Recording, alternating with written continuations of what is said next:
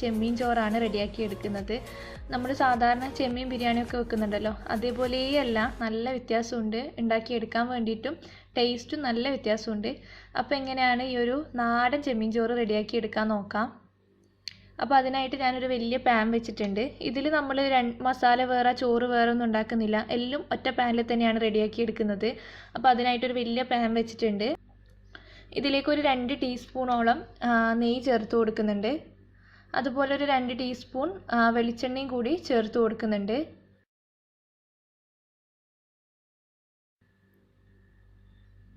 അപ്പോൾ നെയ്യും വെളിച്ചെണ്ണയൊക്കെ ചൂടായി വന്നിട്ടുണ്ട്. ഇനി ഇതിലേക്ക് 1 ടേബിൾ സ്പൂണോളം ഇഞ്ചി, വെളുത്തുള്ളി, പച്ചമുളക് ചതച്ചത് ചേർത്ത് കൊടുക്കാം. പച്ചമുളകൊക്കെ നിങ്ങൾ എരിവ് പോലെ എടുത്തിട്ട് ചതച്ചെടുത്താൽ മതി. ഇനി ഇതിലേക്ക് ഒരു 2 സവാള നീളത്തിലരിഞ്ഞതാണ് ചേർത്ത് കൊടുക്കുന്നത്. അപ്പോൾ എല്ലാം കൂടി നന്നായിട്ട് തന്നെ ഒന്ന് മിക്സ് ചെയ്തെടുക്കുക.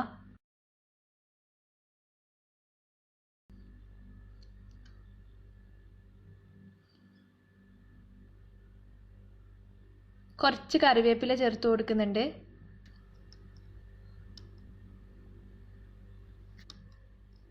ഇനി ഇത് അടച്ച് വെച്ചിട്ട് ഒന്നങ്ങ് വേവിച്ചെടുക്കാം. ആദ്യം കുറച്ച് ഉപ്പിട്ടില്ലെങ്കിൽ പെട്ടെന്ന് റെഡിയായി കിട്ടും. ഞാൻ ഉപ്പിടാൻ ആ സമയത്ത് വിട്ടുപോയിട്ടുണ്ട്, അതുകൊണ്ട് കുറച്ച് സമയം എടുത്തതേ ഉള്ളൂ, കുഴപ്പമൊന്നുമില്ല. ഇപ്പം നമ്മുടെ സവാളയൊക്കെ നല്ല സോഫ്റ്റ് ആയിട്ട് റെഡിയായി കിട്ടിയിട്ടുണ്ട്. ഇനി ഇതിലേക്ക് പൊടികൾ ചേർക്കുന്നുണ്ട്. ഒരു 3/4 ടീസ്പൂണോളം മഞ്ഞൾപ്പൊടി ചേർക്കാം. പിന്നെ ഒരു 1/4 ടീസ്പൂൺ മുളക് പൊടി. അധികം പൊടികളൊന്നും ഇതിലില്ല. പിന്നെ കുറച്ച് പെപ്പർ ചേർക്കുന്നുണ്ട്, ഒരു 1/4 ടീസ്പൂണോളം പെപ്പർ. എല്ലാം കൂടിയിട്ട് നന്നായിട്ട് തന്നെ ഒന്ന് മിക്സ് ചെയ്തെടുക്കുക. ഇനി ഇതിലേക്ക് നമ്മളൊരു 1/2 ടീസ്പൂൺ, ഒരു 1/4 ടീസ്പൂൺ മതിയാവും, ഗരം മസാലയാണ് ചേർക്കുന്നത്. നമ്മൾ ബിരിയാണി പോലെ അങ്ങനെ ഗരം മസാല അധികമൊന്നും ഇടുന്നില്ല. ഇതൊരു നാടൻ റൈസാണ്. അപ്പോൾ എല്ലാം കൂടി നന്നായിട്ട് തന്നെ ഒന്ന് മിക്സ് ചെയ്തെടുത്തിട്ടുണ്ട്. ഇനി ഇതിലേക്ക് ഒരു 2 തക്കാളി അരിഞ്ഞത് ചേർത്ത് കൊടുക്കുക. അത്യാവശ്യം നല്ല പഴുത്ത തക്കാളി ആയിരിക്കണം. അടച്ച് വെച്ചിട്ട് തക്കാളി നല്ലോണം ഉടഞ്ഞ് കിട്ടുന്നവരെ വെയിറ്റ് ചെയ്യണം. ഇപ്പോൾ തക്കാളിയൊക്കെ അത്യാവശ്യം നന്നായിട്ട് തന്നെ ഉടഞ്ഞ് വന്നിട്ടുണ്ട്. ഇനി ഇതിലേക്ക് നമ്മൾ ചെമ്മീനാണ് ചേർത്ത് കൊടുക്കുന്നത്. ഞാനൊരു 400 ഗ്രാമോളം ചെമ്മീൻ നന്നായിട്ട് ക്ലീൻ ചെയ്തെടുത്തിട്ടുണ്ട്, അതാണ് ചേർത്ത് കൊടുക്കുന്നത്.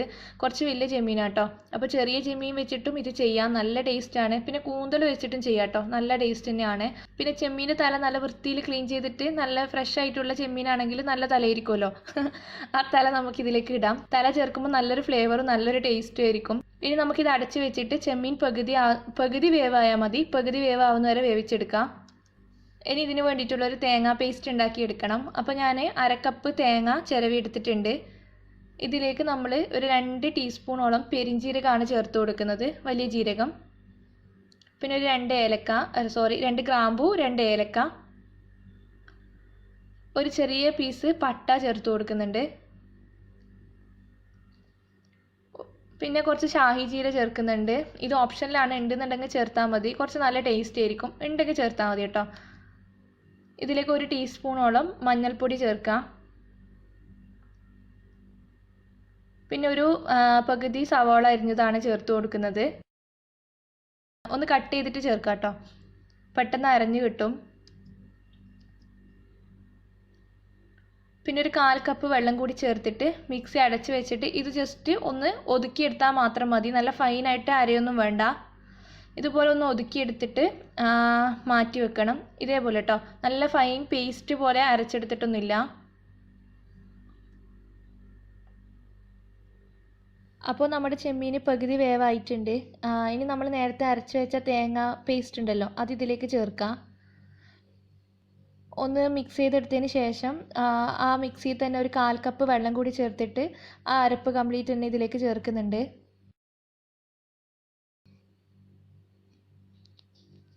ഇനി നമ്മൾ ഇതിലേക്ക് റൈസ് വേവിക്കാനുള്ള വെള്ളമാണ് ചേർക്കുന്നത്. ഞാൻ സാധാരണ നമ്മൾ ഉപയോഗിക്കുന്ന ചോറ് വെക്കുന്ന അരി ഉണ്ടല്ലോ, പുഴുക്കലരി, അതാണ് ചേർത്ത് കൊടുക്കുന്നത്. അപ്പോൾ അതിന് അത്യാവശ്യം നല്ല വെള്ളം വേണം.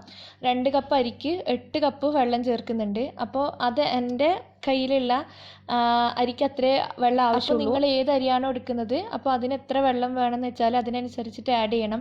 ഇപ്പോൾ മട്ട അരിയൊക്കെ എടുക്കുകയാണെങ്കിൽ നല്ല വേവുണ്ടല്ലോ, അപ്പോൾ അധികം വെള്ളം വേണ്ടി വരും. ജീരകശാല വെച്ചിട്ട് ചെയ്യുകയാണെങ്കിൽ കുറച്ചേ വെള്ളം വേണ്ടൂ. പക്ഷേ ഈ ഒരു റൈസ് നമ്മൾ സാധാരണ ചോറ് വെക്കുന്ന അതിൽ ചെയ്യുന്നത് തന്നെയാണ് ടേസ്റ്റ്. അപ്പോൾ നിങ്ങൾ നോക്കിയിട്ട് ചെയ്യുക. നമ്മളെ നാട്ടിലൊക്കെ ഇത് ഉണ്ടാക്കുമ്പോൾ അടുപ്പത്ത് വെച്ചിട്ടാണ് ഉണ്ടാക്കല്. അപ്പോൾ വേവ് അത്ര വലിയ പ്രശ്നമൊന്നും ഉണ്ടാവാറില്ല. ഇപ്പം ഞാൻ ഗ്യാസ്മേൽ ചെയ്യുമ്പം ചെറിയ തീയിലിട്ടിട്ടാണ് വേവിച്ചെടുക്കുക. ഇതിലേക്ക് ഇപ്പോൾ ഞാനൊരു അര നാരങ്ങ പിഴിഞ്ഞ് ചേർത്ത് കൊടുക്കുന്നുണ്ട്.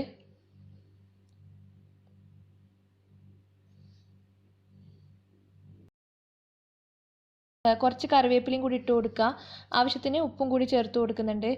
മല്ലിയും പുതിനയും നമ്മൾ ഇതിലേക്ക് ചേർക്കുന്നില്ല. അപ്പോൾ നിങ്ങൾക്ക് വേണമെന്നുണ്ടെങ്കിൽ മല്ലി പുതിനയൊക്കെ ആ ഒരു നാടൻ ടച്ച് പോകണ്ടെന്ന് വെച്ചിട്ടാണ് ഞാൻ മല്ലിയും പുതിനയൊന്നും ചേർക്കാത്തത്. മുമ്പൊന്നും ചേർക്കാറൊന്നുമില്ല. ഇനി നമുക്കിത് അടച്ച് വെച്ചിട്ട് ഈ ഒരു വെള്ളം തിളക്കാൻ വേണ്ടി വെയിറ്റ് ചെയ്യാം. ആ സമയത്ത് നമുക്കിതിന് വേണ്ടിയിട്ടുള്ള റൈസ് ഒന്ന് കഴുകിയെടുക്കുകയും ഒക്കെ ചെയ്യണം. അപ്പോൾ ഞാൻ 2 കപ്പ് റൈസാണ് എടുത്തിട്ടുള്ളത്. ഞാൻ പറഞ്ഞല്ലോ പുഴുക്കലരി വെച്ചിട്ടാണ് ചെയ്യുന്നത്. പുഴുങ്ങലരി തന്നെയാണ് എടുത്തിട്ടുള്ളത്. പിന്നെ റേഷൻ അരിയൊക്കെ വെച്ചിട്ട് ചെയ്യാം കേട്ടോ. ഇനി നമുക്കിത് നന്നായിട്ട് കഴുകി വൃത്തിയാക്കി എടുക്കാം. റൈസൊക്കെ കഴുകി വൃത്തിയാക്കി എടുത്തിട്ടുണ്ട്. നമ്മൾ തിളപ്പിക്കാൻ വെച്ച വെള്ളം നന്നായിട്ട് തിള വരുന്നുണ്ട്. കണ്ണൂർ ഭാഷയിൽ പറയുമ്പോൾ നല്ല പതയൊക്കെ വരുന്നുണ്ട്. ഇനി ഇതിലേക്ക് നമ്മൾ കഴുകി വെച്ച റൈസ് ചേർക്കാം. നന്നായിട്ടൊന്ന് മിക്സ് ചെയ്തെടുത്തതിന് ശേഷം അടച്ച് വെച്ചിട്ട് വേവിക്കണം. അപ്പോൾ ചെറിയ തീയിലിട്ടിട്ടാണ് വേവിക്കുന്നത്. നല്ല വേവുള്ള അരിയൊക്കെ ആണെങ്കിൽ ഫോയിൽ പേപ്പർ വെച്ചിട്ട് കവർ ചെയ്യുകയാണെങ്കിൽ കുറച്ചും കൂടി ഈസി ആയിരിക്കും വെന്ത് കിട്ടാൻ വേണ്ടിയിട്ട്.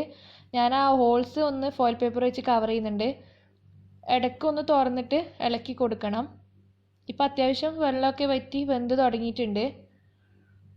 ഇനി ഇതേപോലെ തന്നെ ഒന്ന് അടച്ച് വെച്ചിട്ട് വേവിച്ചെടുക്കാം. വെള്ളം കംപ്ലീറ്റ് ഒന്ന് വറ്റിക്കഴിഞ്ഞാൽ ഓപ്പൺ ചെയ്ത് നോക്കുമ്പം ചെറിയ നനവൊക്കെ ഉണ്ടാവും. പക്ഷേ റൈസ് വെന്തിട്ടുണ്ടെന്നുണ്ടെങ്കിൽ ഇനി പിന്നെ അടച്ചു വെക്കേണ്ട ആവശ്യമില്ല. തുറന്ന് വെച്ചിട്ട് വെള്ളം വറ്റിച്ചെടുത്താൽ മാത്രം മതി. ഞാൻ ഇതുപോലെ മുകൾ ഭാഗമൊക്കെ ഒന്ന് നിരപ്പാക്കിയിട്ട് ഫ്ലെയിം ഓഫ് ചെയ്തിടാണ്. ഞാൻ ഫ്ലെയിം ഓഫ് ചെയ്തിട്ടിട്ടുണ്ട്. അതിന് ശേഷം ഒരു 15 മിനിറ്റ് കഴിഞ്ഞതിന് ശേഷമാണ് ഞാൻ സെർവ് ചെയ്യുന്നത്. അത്യാവശ്യം ചൂടൊക്കെ പോയിട്ട് നല്ല ഡ്രൈ ആയി കിട്ടിയിട്ടുണ്ട്. നല്ല പെർഫെക്റ്റ് റൈസ് തന്നെ ആയിട്ടുണ്ട്. നല്ലോണം വെന്ത് ഉടഞ്ഞിട്ടൊന്നുമില്ല. അപ്പോൾ നിങ്ങൾ വെള്ളം നോക്കിയിട്ട് ആഡ് ചെയ്യുക. റൈസിന് ആവശ്യത്തിന് മാത്രം വെള്ളം ഒഴിക്കുക. തേങ്ങയും കൂടി ഉള്ളതുകൊണ്ട് നല്ല സോഫ്റ്റ് ആയിട്ട് പെട്ടെന്ന് തന്നെ റെഡിയായി കിട്ടിക്കോളും. റമദാനൊക്കെ വരാണ്, നമുക്ക് ഈസി ആയിട്ടൊക്കെ ചെയ്യാൻ പറ്റുന്ന നല്ല റൈസാണ്. ചെറിയ പൊടിച്ച മീനൊക്കെ ഉണ്ടല്ലോ, അതൊക്കെ ഇടാണെങ്കിൽ നല്ലൊരു ഫ്ലേവറും ടേസ്റ്റും ഒക്കെ ഉണ്ടാവും. അപ്പോൾ ട്രൈ ചെയ്ത് നോക്കുക. വീഡിയോ നിങ്ങൾക്ക് ഇഷ്ടപ്പെടുകയാണെങ്കിൽ ലൈക്ക് ചെയ്യാനും ഷെയർ ചെയ്യാനും മറക്കരുത്. ഇതുവരെ സബ്സ്ക്രൈബ് ചെയ്തിട്ടില്ല എന്നുണ്ടെങ്കിൽ ഇപ്പോൾ തന്നെ സബ്സ്ക്രൈബ് ചെയ്യാം കേട്ടോ. Thank you.